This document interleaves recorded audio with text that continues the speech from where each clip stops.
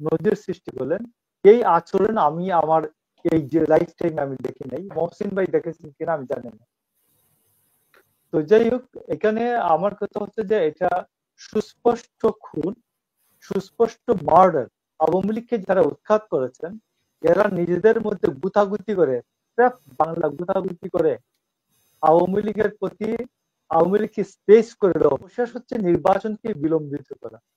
আমি মহসিন ভাইয়ের সাথে একমত, ডক্টর ইউনূস কোনো অবস্থাতেই তিনি নির্বাচন দিতে চান না, এবং এটা যত দিন যাবে তত প্রমাণিত হবে, স্পষ্ট হবে যে তিনি নির্বাচনটা দিতে চান না। দেখুন যে এখানে মহসিন ভাই এবং আমাদের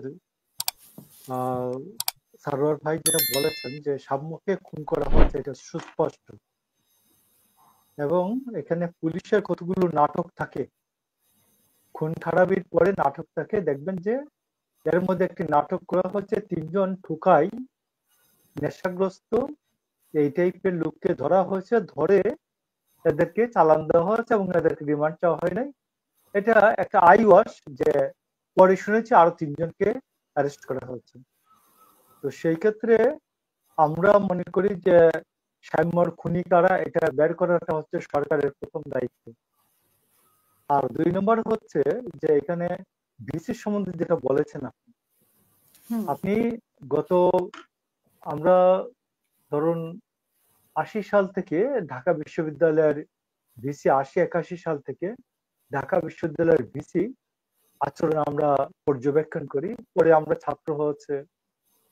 তো সেই সময় আমাদের ভিন্ন মতের স্যারকে দেখেছি, আওয়ামী লীগ দেখেছি, জাতীয় পার্টির সমর্থক দেখেছি, বিএনপি সমর্থকও ছিল। এই পর্যন্ত ছাত্রদের সাথে শব্দটি হচ্ছে এইরকম তুই তুকারি করে, তুই করে বিশ্ববিদ্যালয়ের কোন ভিসিকে কথা বলতে শুনেছেন কিনা? মহসিন ভাই, সারোয়ার ভাই দুজনই আছেন, যে বিশ্ববিদ্যালয়ের কোন ভিসি সম্মিলিত কোন ছাত্রদেরকে তুই করে কথা বলতে আপনি কি শুনেছেন কিনা? আমি শুনি নাই কোনোদিন। সারোয়ার ভাই, মহসিন ভাই আমাদেরও সিনিয়র, সারোয়ার ভাই আমরা সমসাময়িক, তো কোনোদিন শুনেছেন যে কোন ছাত্রদের, এক সম্মিলিত ছাত্রদেরকে তুই করে আয়, তুই তোরা আমার মার দেখি আয়, এইরকম কথা বলতে?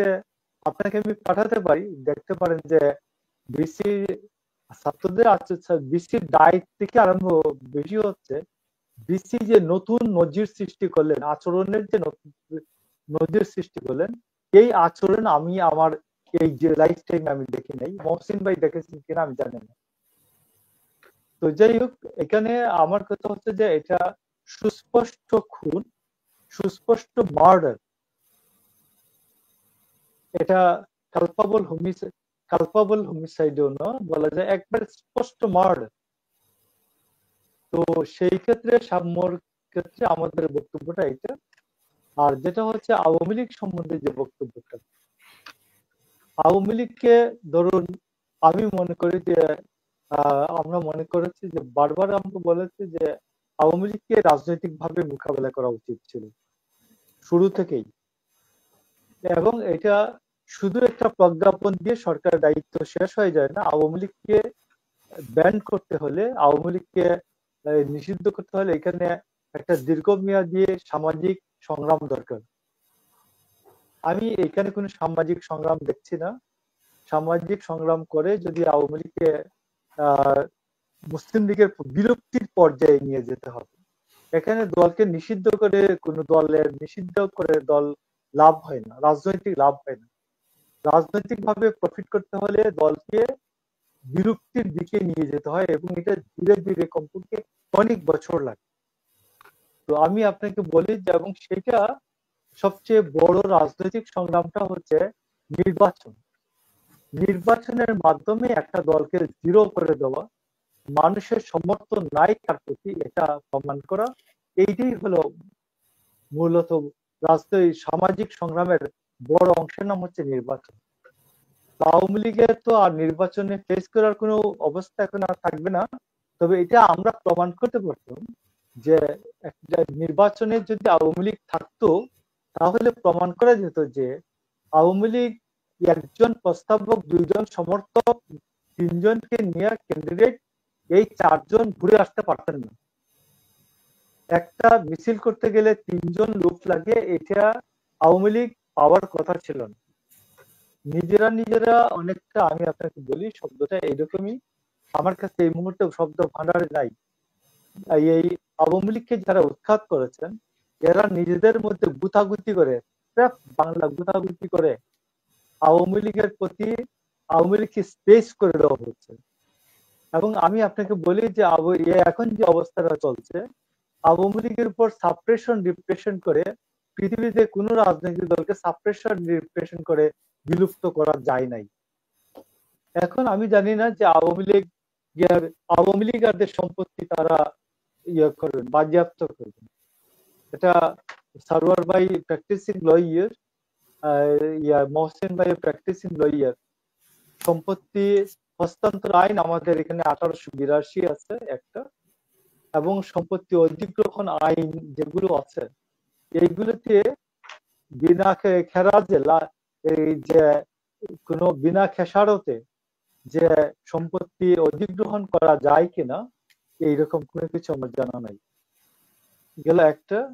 আরেকটা হচ্ছে যে আজকে দেখবেন আপনি জগন্নাথ বিশ্ববিদ্যালয়ের ছাত্ররা মার্চ টু যমুনা তারা একটা প্রোগ্রাম দিয়েছিল।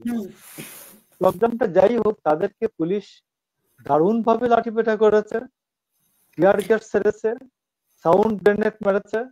অথচ তার 2 দিন আগে আমাদের ডক্টর ইউনূসের চিলড্রেন্স পার্টি যখন গিয়ে পুলিশদেরকে ধাক্কা দিয়ে সরিয়ে যমুনার সামনে তারা বিক্ষোভ করলো রাত্রে, এদেরকে ডক্টর ইউনূসের পুলিশও কিন্তু কিছু বলে নাই। আমি ওই দিনই আপনার এখানে ছিলাম, মনে হয় আপনি মনে করে দেখুন। ইভেন শাহবাগেও যে আজকে নার্সিং মানে ডিপ্লোমা নার্সিং এর একটা হলো সমাবেশ, সেটার উপরেও পুলিশে কিন্তু ছত্রভঙ্গ করেছে। দুটো ঘটনাই ঘটেছে। এখন আমার কথা হলো যে দেখুন, যে ওনার চিলড্রেন্স পার্টি এবং তাদের সমর্থকরা যখন এই আইন ভেঙে যমুনার সামনে সমাবেশ করে কিছু বলে না, আইন ভেঙে যখন শাহবাগের সমাবেশ করে তখন শাহবাগের সমাবেশের আইন সংশোধন করেন, পুলিশের প্রজ্ঞাপন সংশোধন করেন, এবং থেকে শেরাটনের সামনে যখন বেআইনি ভাবে সমাবেশ করে তখনও কিছু বলেন না। তো আমার কথা হচ্ছে যে ছাত্ররা যে তার নিয়োগ করতে হয় বা চিলড্রেন্স পার্টিতে তার নিয়োগ করতে হয়, তাইলে তার এমপ্লয়ার এমপ্লয়িকে বলবে যে তুমি এটা করে ফেলবে। এইসব নাটকের দরকার কি?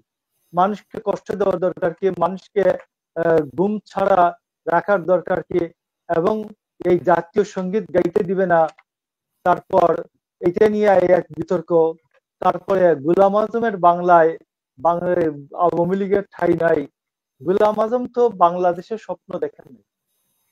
গোলাম আজম বাংলাদেশ না হোক সেই স্বপ্ন দেখেছেন। গোলাম আজম দেখেছেন বাংলাদেশের স্বীকৃতি না পাক, সেটাই দেখেছেন সেই স্বপ্ন। তো এইসব বিতর্কিত কার্যকলাপ সবকিছুই হচ্ছে এইগুলো বিতর্ককে উস্কে দেওয়া, এবং সর্বশেষ হচ্ছে নির্বাচনকে বিলম্বিত করা। আমি মহসিন ভাইয়ের সাথে একমত, ডক্টর ইউনূস কোনো অবস্থাতেই তিনি নির্বাচন দিতে চান না, এবং এটা যত দিন যাবে তত প্রমাণিত হবে, স্পষ্ট হবে যে তিনি নির্বাচনটা দিতে চান না, এবং নির্বাচনটা না দেওয়ার জন্য, নির্বাচন বিলম্বিত করার জন্য তিনি যা যা কাজ আছে এগুলো করবেন, এবং আস্তে আস্তে এগুলো প্রকাশিত হবে। এবং ডক্টর ইউনূস একজন নোবেল লরিয়েট, এই নোবেল লরিয়েটের অন্তর এবং অন্তরে বাহিরে কি আছে এটা মহসিন ভাইদের মতো সিনিয়র যারা আছেন এদেরকে মাঝে মধ্যে ডাকলে আমরা জানতে পারবো যে এই নোবেল লরিয়েটের মহিয়ান গরিয়ান এই লোকের ভেতরে কি কি জিনিস আছে। যে আমি জিজ্ঞেস করছি ডক্টর ইউনূসকে 18 বছর তার পিতৃভূমিতে যেতে কেউ বাধা দিয়েছিল? কেউ তো বাধা দেয়নি। জান নাই কেন? তো আজকে দিয়েছেন। তো এখানে উনি যখন উপদেষ্টা ছিলেন তখন গ্রামীণ ফোনের লাইসেন্স নিয়ে নেন। উনি যখন চিফ অ্যাডভাইজার তখন গ্রামীণ কল্যাণের 666 কোটি টাকা মাফ করে দেন। উনি যখন চিফ অ্যাডভাইজার তখন উনি কর্মসংস্থানের লাইসেন্স নিয়ে ম্যান পাওয়ার লাইসেন্স নেন। উনি যখন চিফ অ্যাডভাইজার তখন তিনি ডক্টর ইউনূস বিশ্ববিদ্যালয়ের লাইসেন্স নেন। এগুলি কি কি জিনিস? এগুলি তো যারা বান্দর খেলা দেখায় এরাও তো বান্দর খেলা দেখাইয়া বলে ভাই আমাকে দুটো পয়সা দাও। কারো পকেট থেকে তো হাত ঢুকিয়ে পয়সা নিয়ে নেয় না। তো আমাদের ডক্টর ইউনূস তিনি তো পাবলিকের পাহারাদার হয়ে তিনি পাবলিকের পকেট থেকে লুটে নিয়ে নিচ্ছেন সবকিছু। আমার দিস ইজ দা এইটা আক্ষেপ।